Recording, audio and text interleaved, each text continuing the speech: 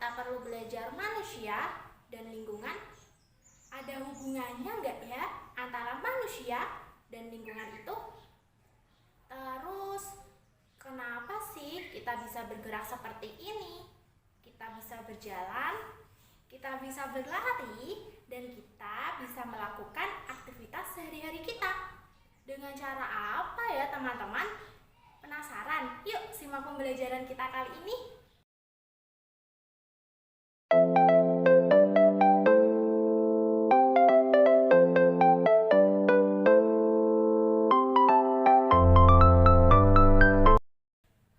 Assalamualaikum warahmatullahi wabarakatuh teman-teman. Bagaimana nih kabarnya? Wah, baik. Alhamdulillah. Semoga kita selalu berada di lindungan Allah Subhanahu wa taala. Perkenalkan, nama Kakak Ima Fitriani. Bisa dipanggil Kak Ima. Di sini kita akan belajar bersama mengenai manusia dan lingkungan. Yuk, simak video pembelajaran kita kali ini. Tujuan pembelajaran kita kali ini yaitu yang pertama, untuk mengetahui alat gerak beserta fungsinya pada manusia. Yang kedua, untuk mengetahui pokok pikiran baik dalam teks lisan maupun teks tulis. Yang ketiga, untuk mengetahui organ gerak tulang pada manusia. Yang keempat, mampu membuat model sederhana rangka manusia. Yang kelima, untuk mengetahui letak geografis Indonesia. Yang keenam, yaitu untuk mengetahui nilai-nilai Pancasila dalam kehidupan sehari-hari. Yang ketujuh, untuk mengetahui macam-macam otot beserta gerak otot pada manusia. Wah, masih semangat kan kita belajar kali ini? Yuk, simak terus ya video pembelajaran dari kakak.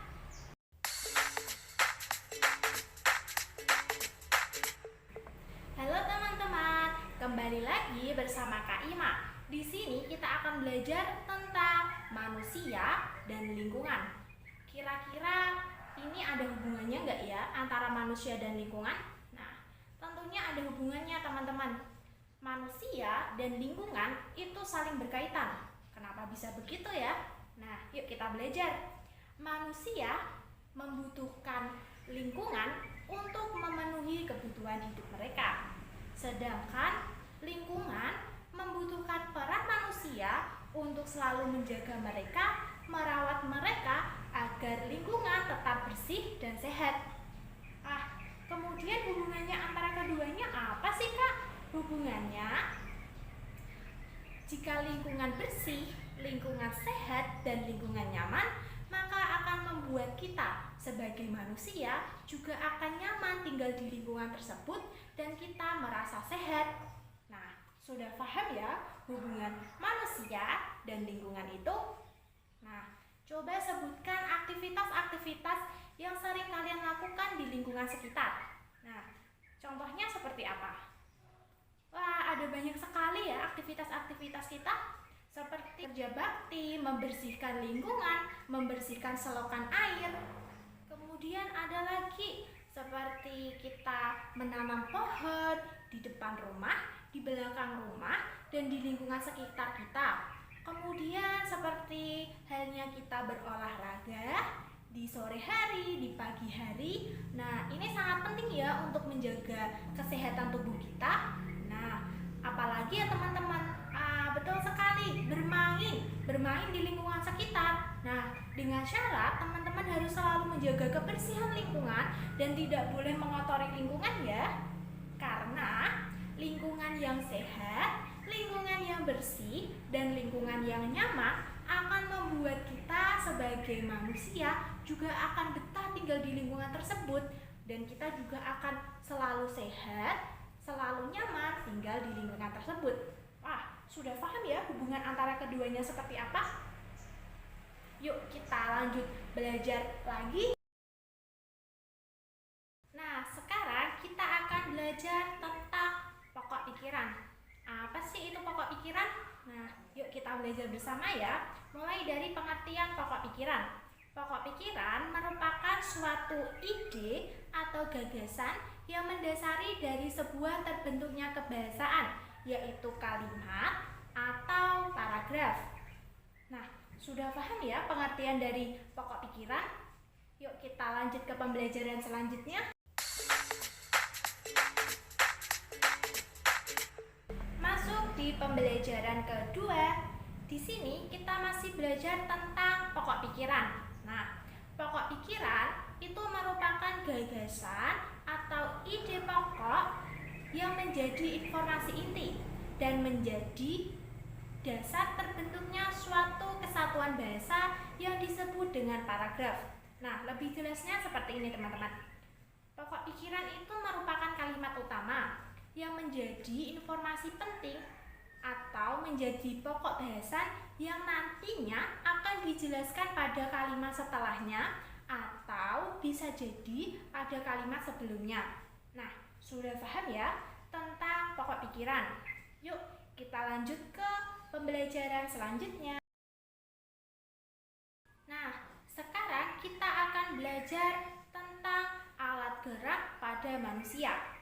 Pertanyaannya, kenapa sih manusia bisa bergerak? Nah, penasaran? Yuk kita belajar bersama ya. Manusia bisa bergerak itu dengan bantuan alat gerak dalam tubuh kita, dalam tubuh manusia. Alat gerak manusia itu terbagi menjadi dua, alat gerak pasif dan alat gerak aktif. Tapi terlebih dahulu kita akan belajar tentang alat gerak pasif. Nah, alat gerak pasif ini berupa tulang dalam tubuh kita. Kenapa sih tulang bisa disebut dengan alat gerak pasif? Karena tulang merupakan alat gerak yang tidak dapat bergerak dengan sendirinya. Tulang membutuhkan otot untuk dapat bergerak. Nah, kenapa kita bisa bergerak seperti ini ya? Karena dengan adanya tulang dan bantuan otot sehingga kita bisa bergerak seperti ini, kita bisa bergerak bebas, kita bisa berlari, kita bisa berjalan, dan kita bisa melakukan aktivitas sebagainya. Sudah paham ya? Manusia itu bisa bergerak bagaimana dan seperti apa? Nah, setelah kita belajar tentang alat gerak pasif yaitu berupa tulang, kita akan belajar tentang apa aja sih tulang yang ada di dalam tubuh kita. Yuk, sambil kita belajar, kalian bisa berdiri dan menunjukkan tulang yang ada di tubuh kita, di tubuh teman-teman semua ya. Yuk, mulai dari bagian atas, yaitu ada tulang tengkorak, tulang rahang bawah, tulang selangkah, tulang belikat. Di bagian depan ada tulang dada. Kemudian di belakang disebut dengan tulang belakang. Kemudian kita menuju ke bagian tangan kita. Ada tulang pengupil, tulang hasta, tulang pergelangan tangan, dan tulang ibu jari atau tulang jari-jari. Kemudian kita menuju ke bagian bawah. Ada yang namanya tulang panggul, tulang paha, tulang tempurung lutut, tulang kering, tulang betis, tulang pergelangan kaki, dan yang terakhir ada tulang jari-jari kaki. Wah, sudah lengkap ya tulang yang ada di tubuh kita? Gimana? Sudah paham? Bukan? Nah, kalian bisa bayangkan tidak jika di dalam tubuh kita tidak mempunyai tulang? Dengan cara apa ya kita bisa bergerak? Wah, seharusnya kita harus tetap bersyukur, selalu menjaga kesehatan dalam tubuh kita, sehingga kita bisa merasakan nikmatnya mempunyai tubuh sehat. Salah satu fungsi tulang itu seperti apa teman-teman? Selain bisa bergerak, ya betul sekali, fungsi tulang itu adalah untuk menjaga organ dalam tubuh kita. Jika tidak ada tulang, bagaimana organ dalam kita terlindungi? Nah, sudah paham ya tentang alat gerak manusia dan bagaimana kita bisa bergerak? Apa aja yang ada ada di dalam tubuh kita. Yuk kita lanjut ke pembelajaran selanjutnya.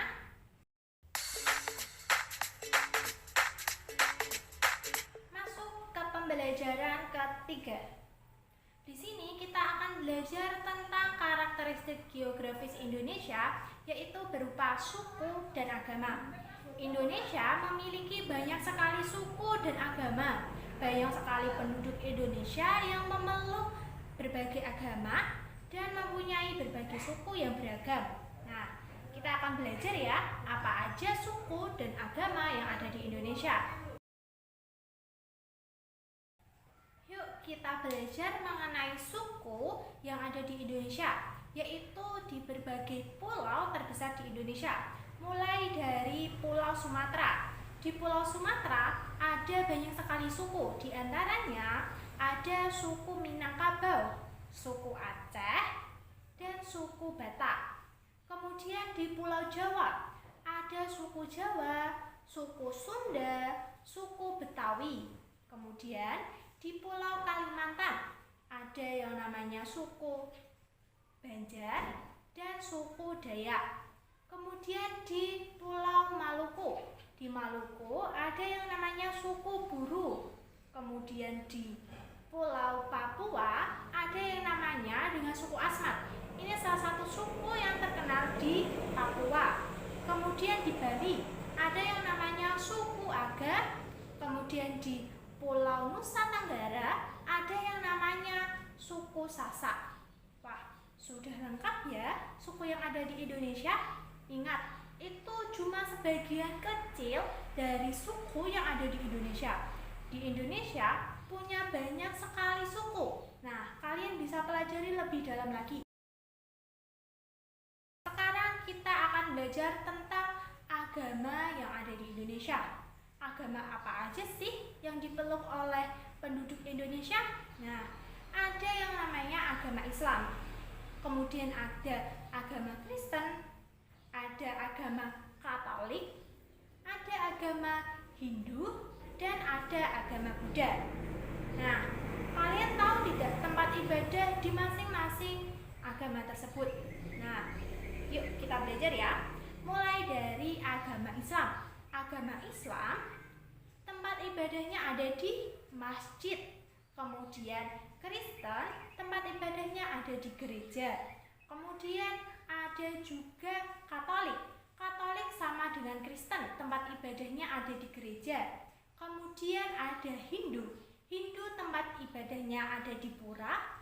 Dan Buddha tempat ibadahnya ada di wihara. Nah, yang terakhir ada satu agama, yaitu agama Konghucu. Konghucu merupakan agama yang tempat ibadahnya ada di kelenteng. Nah, sudah lengkap ya bahasan kita tentang suku dan agama yang ada di Indonesia. Banyak sekali ya suku dan agama yang ada di Indonesia. Sudah paham ya tentang geografis Indonesia menurut suku dan agama. Yuk kita lanjut ke pembelajaran selanjutnya. Sekarang kita akan belajar tentang nilai-nilai Pancasila dalam kehidupan sehari-hari.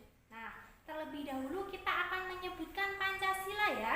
Nah, kalian bisa berdiri dan kita bisa menyebutkan bersama-sama, tentunya dengan kakak. Dimulai dari sila pertama yang berbunyi ketuhanan yang Maha Esa. Sila kedua, kemanusiaan yang adil dan beradab. Sila ketiga, persatuan Indonesia. Sila keempat, kerakyatan yang dipimpin oleh hikmat, kebijaksanaan dalam permusyawaratan perwakilan. Sila kelima, keadilan sosial bagi seluruh rakyat Indonesia. Wah, hebat, kalian bisa menyebutkan semuanya dengan lancar. Tentunya kalian sudah hafal ya. Kemudian kita akan belajar tentang nilai-nilai Pancasila. Nah, seperti apa sih nilai-nilai Pancasila dalam kehidupan sehari-hari? Nah, contohnya yaitu seperti kita menghargai teman kita yang berbeda agama. Kita harus saling menjaga dan kita harus saling bertoleransi dan saling menyayangi teman kita yang berbeda agama. Yang kedua, kita harus senantiasa membantu pekerjaan kedua orang tua. Kemudian yang ketiga, ketiga, kita harus mencintai produk-produk Indonesia dan menghargainya. Seperti halnya kita harus senantiasa memakai batik dalam kehidupan sehari-hari. Sila keempat, yaitu menghargai pendapat teman kita saat sedang bermusyawarah. Sila kelima, yaitu menaati peraturan yang ada di sekolah. Seperti halnya kita selalu menjaga tata tertib di sekolah. Wah, sudah tahu ya nilai-nilai Pancasila yang ada dalam kehidupan sehari-hari? Nah, bagaimana nih dengan kalian? Apakah hari ini kalian sudah mengamalkan nilai-nilai dalam Pancasila? Wah, hebat, tentunya sudah ya. Kita lanjut ke pembelajaran selanjutnya ya. Sekarang kita akan belajar tentang pokok pikiran. Nah, sebelumnya kita telah belajar tentang pengertian pokok pikiran, apa itu pokok pikiran, dan sebagainya. Sekarang kita akan belajar bagaimana cara menentukan pokok pikiran.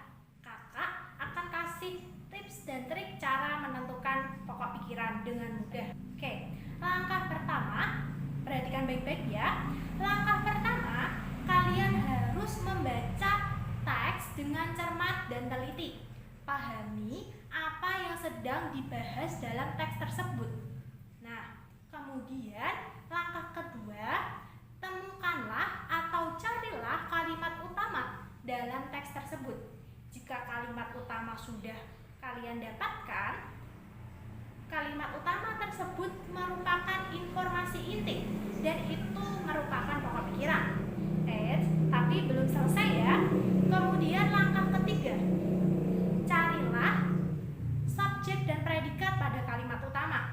Kalian harus menentukan mana subjek dan mana predikatnya. Kemudian kalian bisa menyimpulkan dari subjek dan predikat tersebut menjadi sebuah kesimpulan. Kemudian kesimpulan inilah yang nantinya disebut dengan pokok pikiran. Nah, pokok pikiran ini atau kalimat utama ini bisa juga terdapat dalam kalimat pertama atau bisa jadi dalam kalimat terakhir. Nah, kalian harus cermat-cermat memahami isi atau teks dalam cerita tersebut. Nah, sudah paham ya tentang pokok pikiran? Apa itu pokok pikiran dan bagaimana cara menentukannya? Kalian harus siap-siap, setelah ini kakak akan memberikan contoh soal dan kalian akan belajar bagaimana cara menentukan pokok pikiran dengan benar dan tepat. Oke, lanjut ke pembelajaran selanjutnya ya. Masuk ke pembelajaran keempat. Di sini kita akan belajar mengenai karakteristik geografis Indonesia berupa pulau, iklim, dan persebaran flora fauna di Indonesia. Indonesia itu memiliki beribu pulau, dari mulai pulau terbesar sampai pulau terkecil sekalipun Indonesia mempunyai pulau tersebut. Nah, asal kalian tahu berapa jumlah pulau di Indonesia?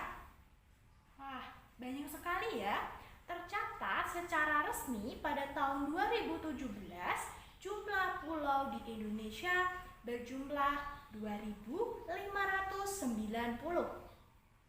Nah, karena Indonesia mempunyai beribu pulau, maka Indonesia memiliki julukan sebagai negara kepulauan. Sudah paham ya? Kenapa Indonesia dijuluki sebagai negara kepulauan? Karena pulaunya yang banyak sekali. Nah, sekarang kita akan belajar mengenai iklim yang ada di Indonesia. Indonesia mempunyai dua iklim teman-teman, yaitu iklim laut dan iklim panas. Mengapa ya Indonesia mempunyai iklim laut? Karena tadi kita sudah belajar Indonesia terdiri dari beribu pulau. Banyak pulau yang dimiliki Indonesia. Dan dengan begitu pula maka laut Indonesia, perairan Indonesia akan menjadi luas. Sehingga Indonesia mempunyai iklim laut. Dan iklim laut ini yang mengakibatkan adanya musim hujan. Nah, dengan adanya laut yang luas, Indonesia juga memiliki julukan sebagai negara perairan. Wah, banyak sekali ya julukan Indonesia. Sekarang kita akan belajar tentang iklim panas. Indonesia juga memiliki iklim panas. Ada yang tahu mengapa Indonesia memiliki iklim panas? Nah, Indonesia memiliki iklim panas karena Indonesia berada di daerah tropis. Suhu yang tinggi mengakibatkan papan juga tinggi, sehingga itu mengakibatkan adanya iklim panas. Dan iklim panas ini yang akan terjadinya musim panas atau musim kemarau, sehingga di Indonesia hanya memiliki 2 musim, yaitu musim penghujan dan musim kemarau. Bagaimana? Sudah paham ya kenapa Indonesia memiliki 2 musim? Karena adanya 2 iklim, yaitu iklim laut dan iklim panas. Sekarang kita akan belajar tentang persebaran flora dan fauna di Indonesia. Persebaran flora yang ada di Indonesia itu memiliki 2 tipe, teman-teman, yaitu tipe Indo-Melayu dan tipe Australian. Nah, pada tipe Indo-Melayu ini meliputi wilayah Jawa, Sumatera, Kalimantan, dan Bali. Nah, ini memiliki ciri khas tersendiri. Di antaranya banyak dijumpai jenis meranti-merantian, dan banyak juga dijumpai jenis rotan, tetapi tidak memiliki hutan kayu putih. Nah, sedangkan pada tipe Australian ini meliputi wilayah Sulawesi, Maluku, Nusa Tenggara, dan Papua. Kebalikan dari karakteristik tipe Indo-Melayu, pada karakteristik tipe ini tidak dijumpai jenis meranti-merantian, tidak juga dijumpai jenis rotan, tetapi memiliki hutan kayu putih. Wah, sudah paham ya tentang persebaran flora di Indonesia. Sekarang kita beralih ke persebaran fauna di Indonesia. Persebaran fauna di Indonesia itu memiliki 3 tipe, teman-teman, yaitu tipe Asiatis, tipe peralihan, dan yang terakhir ada tipe Australiatis. Pada tipe Asiatis ini meliputi wilayah Sumatera, Jawa, Kalimantan, dan Bali. Pada tipe ini fauna memiliki ciri khas tersendiri, yaitu fauna memiliki tubuh yang besar seperti gajah, badak bercula 1, dan lain sebagainya. Kemudian juga terdapat jenis reptil. Pada jenis reptil ini terdapat adanya ular dan kadal. Kemudian pada tipe peralihan ini meliputi wilayah Sulawesi, Maluku, dan Nusa Tenggara. Pada fauna jenis tipe ini terdapat fauna yang berukuran sedang seperti rusa, babi, dan auna. Untuk jenis reptil tersendiri ini memiliki reptil komodo. Ini salah satu jenis fauna yang terkenal di Indonesia ya, yang menjadi identik Indonesia. Sekarang kita beralih ke tipe Australian. Di tipe Australiatis ini meliputi wilayah Halmahera dan Papua. Pada jenis fauna ini meliputi hewan beruang, kanguru, walabi. Sudah paham ya tentang persebaran flora dan fauna di Indonesia? Sampai jumpa ke pembelajaran selanjutnya. Nah, lanjut, kita akan belajar tentang cara menentukan pokok pikiran. Nah, pada pembelajaran sebelumnya kita telah belajar apa itu pokok pikiran dan bagaimana cara menentukan pokok pikiran. Nah, sekarang kita akan belajar langsung bagaimana cara menentukan pokok pikiran. Nah, perhatikan teks di samping kakak. Nah, kalian baca dengan cermat teks tersebut. Dengan hati-hati dan teliti, pahami apa yang dibahas dalam teks tersebut. Jika sudah, nah, kalian temukan kalimat utama dalam teks tersebut. Nah, kalimat utama ini bisa jadi pada kalimat pertama atau kalimat terakhir, bahkan di tengah-tengah. Jika sudah, tentukan subjek, dan predikatnya. Sudah siap? Nah, kalian bisa menyimpulkan kalimat tersebut menjadi sebuah pokok pikiran. Nah, apa isinya teman-teman? Betul sekali, isinya adalah sepak bola merupakan olahraga paling populer di dunia. Nah, setelah kita menemukan kalimat utamanya tersebut, maka pikirannya menjadi sepak bola merupakan olahraga populer di dunia. Bagaimana? Mudah kan? Yuk kita lanjut ke pembelajaran selanjutnya.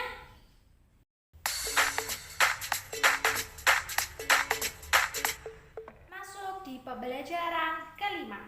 Di sini kita akan belajar tentang macam-macam otot pada manusia. Nah, pada video pembelajaran sebelumnya kita telah belajar alat gerak manusia terbagi menjadi dua.